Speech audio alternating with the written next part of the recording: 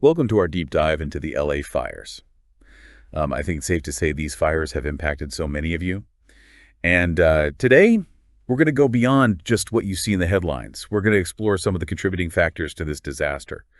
We've got a variety of sources for you. We have some boots on the ground reporting from BBC News. We also have some satellite imagery that shows the scope of the fires. And then we have an opinion piece as well that analyzes the political landscape and its potential connection to these events. Wow, that sounds like a pretty diverse range of sources. Yeah, we really wanted to kind of give a comprehensive look at this whole situation. It's really fascinating how we often just see, a disaster unfold and the initial focus is on that immediate impact. But I think what lies underneath the surface, is this whole network of contributing factors that kind of led us to this point, and that's where it gets really insightful. Oh, absolutely. And speaking of insightful, the BBC News reports really capture just the raw intensity of these fires. One fire in particular spread across 177,000 acres in just 5 hours. I mean, that's larger than many cities. Yeah. Just completely engulfed in flames in the time it takes to watch a movie. Yeah. That really emphasizes the speed and scale of this disaster. Yeah. And it's not just the land that's been affected either. Nearly 180,000 people have been forced to evacuate, many of whom have lost absolutely everything. Yeah, it's just devastating. The BBC spoke with residents who lost family photos, wedding albums, things that you can't replace. It's just heartbreaking to imagine, losing those tangible connections to your past in an instant. And then tragically, investigators are now examining human remains that they found in these burnt out properties. So the human cost is really immeasurable. Yeah, it's just awful. One resident, Aaron Sampson, had to evacuate his father-in-law, who has Parkinson's disease, and they were running through streets with flames on either side of them, just desperately trying to escape. Wow, his account is just a chilling reminder of just the chaos and fear that these fires have caused. And then, in a moment of extraordinary kindness, a neighbor named Jeff came to their rescue, and they all piled into his car, and they dodged flames as they escaped the inferno. It's just powerful. It's a testament to the human spirit to help one another, even amidst such devastation. It really is. So we've talked about these very personal stories about the impact of these fires. But let's shift gears for a moment and kind of delve into a different perspective. Now we have this opinion piece that argues that decisions made by LA's leadership, specifically Mayor Karen Bass and Governor Gavin Newsom, may have actually exacerbated the conditions that led to these fires. That's interesting. So before we dive into the specifics of this, I think it's crucial to acknowledge that this is an opinion piece, right? It's presenting one specific viewpoint. So as we go through it, I think it's good to keep in mind that it's important to think critically about the information presented and consider other perspectives as well. Right. That's a great point. It's always important to be discerning when it comes to opinion pieces. So this particular piece claims that decisions made by LA's leaders essentially created a tinderbox for these fires. And they begin by pointing to California's budget. So last year, the state had a $97 billion surplus. This year, it faces a $68 billion deficit. Wow, that's a huge swing. Right. It is. That dramatic swing kind of raises some serious questions about financial management and spending priorities. Yeah, you might be wondering how a state can go from such a surplus to such a massive deficit in just a year. Some economists argue that California's reliance on revenue from high-income earners makes its budget particularly vulnerable to economic downturns. So when the tech industry, for example, experiences a slowdown, state revenues can plummet. And this volatility, I think, adds another layer of complexity to the state's financial situation. Right. And speaking of complexities, this opinion piece goes on to criticize the state of LA's emergency services. It highlights that the LAFD is severely understaffed, with only about 1,000 firefighters on active duty at any given time for a city of nearly 4 million people. Oh, wow. That's a really low ratio. It is. It's a staggeringly low ratio, and it raises concerns about the city's ability to respond effectively to these large-scale emergencies. Yeah, I see that. To make matters worse, the opinion piece highlights Mayor Bass's decision to cut the LAFD budget by $17 million. Oh, wow. Despite warnings from the fire chief about the potential consequences for the city's emergency preparedness. Now, that decision is particularly interesting when you think about the context of that budget swing we were just discussing. If the state had this massive surplus last year, could some of those funds have been allocated to bolster the LAFD's resources and ensure its readiness for a crisis like this? It's a question worth pondering. It's also interesting that Mayor Bass has stated publicly that these budget cuts did not impact the LAFD's firefighting capabilities. Right. However, we have a letter that was written by Fire Chief Kristen Crowley directly to the mayor, explicitly stating the opposite. She outlines what she calls unprecedented operational challenges directly resulting from these budget cuts. So it seems like there's a discrepancy there that definitely warrants further investigation. Absolutely. So you can see this opinion piece is raising some really thought-provoking questions about the choices made by LA's leaders and the potential role those choices may have played in this disaster. We're going to delve deeper into the remaining arguments presented in the piece in just a moment. Okay. I think it'll be particularly interesting to explore the piece's claims about Governor Newsom's environmental policies and their potential connection to this whole crisis. Yeah, definitely. So stay with us. We'll be right back. Okay, so we were just discussing that letter from Fire Chief Crowley to Mayor Bass outlining these unprecedented operational challenges the LAFD is facing as a result of these budget cuts. And then in a public statement, Chief Crowley seemed to kind of walk back some of those concerns. Yeah, that's definitely puzzling. It certainly raises questions about whether there were maybe some pressures to downplay the severity of the situation. Yeah, right. And it makes you wonder about the transparency of the information that we're getting. Exactly. And it really underscores the need for citizens to be, critically engaged and seek out information from a variety of sources to get a complete picture. Right. Okay, so let's move on to another point raised in this opinion piece. It delves into Governor Newsom's environmental policies and their impact on water resources in California. Right. California's always had a delicate balance to strike between, protecting the environment and meeting the needs of its large population. Right.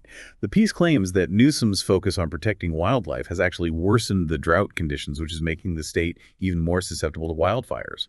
Yeah. They argue that restrictions on water use, while well-intentioned, have limited the resources that are available for firefighting. It's an interesting point. While protecting ecosystems is undeniably important, you also have to consider the potential unintended consequences of those policies. Could there be a way to maybe balance these competing needs more effectively? Right. That's a really good question. The opinion piece suggests that by focusing so much on environmental protection, Newsom may have inadvertently created conditions that intensified the fires. However, data from the California Water Resources Board suggests that a significant portion of the state's water usage is actually allocated to agriculture, not just environmental preservation. Okay, so it seems like simply pointing the finger at environmental policies might be an oversimplification of a much more complex issue. Yeah, for sure. So how do we even begin to untangle this? Where do we go from here? The piece touches on desalination as a potential solution to address these water shortages. Right. Desalination, which is essentially removing the salt from seawater, is a technology that's been implemented in some drought-prone regions, and it could potentially provide a more reliable source of water, especially for a coastal city like LA. However, it's an expensive and energy-intensive process. And it also raises some environmental concerns about the disposal of the highly concentrated salt byproduct. It seems like any solution is going to come with some trade-offs. Exactly. And that's why it's so important to have these, open and honest discussions about these complex issues. There are no easy answers, but by considering different perspectives and weighing the costs and benefits, we can hopefully move toward more sustainable solutions. Okay, moving on, this opinion piece makes one final argument that I found particularly controversial. They suggest that the LAFD's emphasis on diversity, equity, and inclusion, or DEI initiatives, may have diverted resources and attention away from essential fire prevention and response activities. That's a very sensitive claim to make. While the authors are entitled to their opinion, it's important to remember that they haven't provided any concrete evidence to support this assertion. It seems like more of a speculation than a substantiated argument. Yeah, I agree. And I think it's important to approach this topic with nuance. We need to be careful not to conflate legitimate concerns about resource allocation with potentially divisive rhetoric. Yeah, I couldn't agree more. Diversity and inclusion are important values, and it's crucial that our public institutions reflect the communities they serve.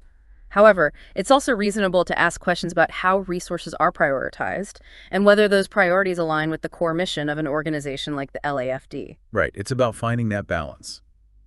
So we've explored this opinion piece, which has presented some bold claims about the factors contributing to the LA fires.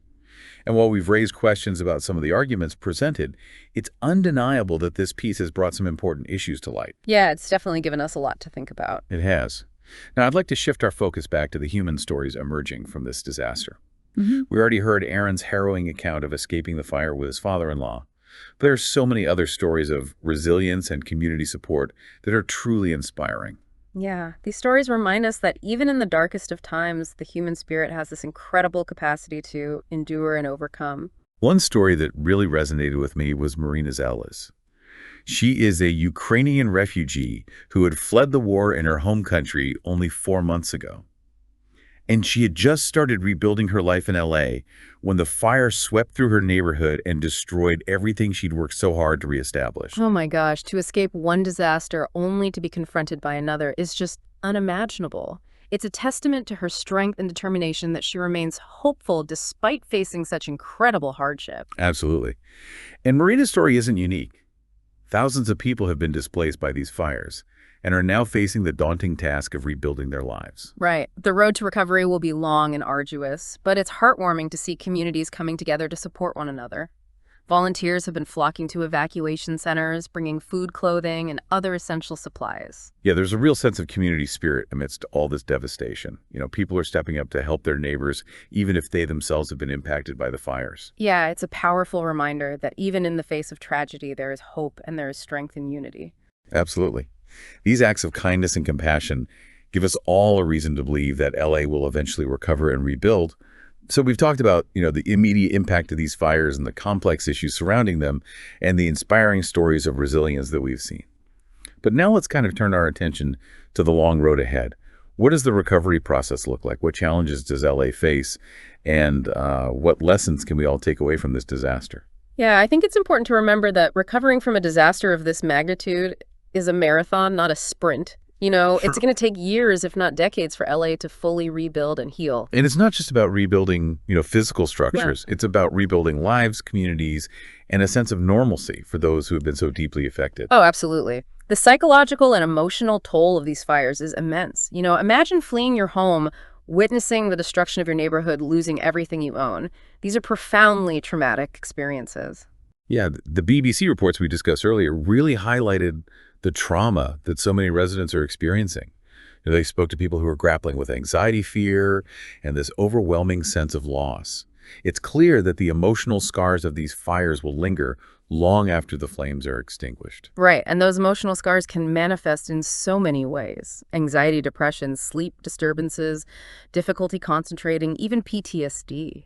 It's crucial to recognize that healing from trauma takes time and support.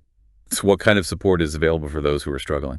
Well, fortunately, there are a number of resources available. The Red Cross, FEMA, and various community organizations are providing a range of services, including mental health counseling support groups, financial assistance, temporary housing. Well, that's good to hear. It's reassuring to know that these organizations are stepping up to help those in need. But even with support, rebuilding lives and communities is going to be a monumental task.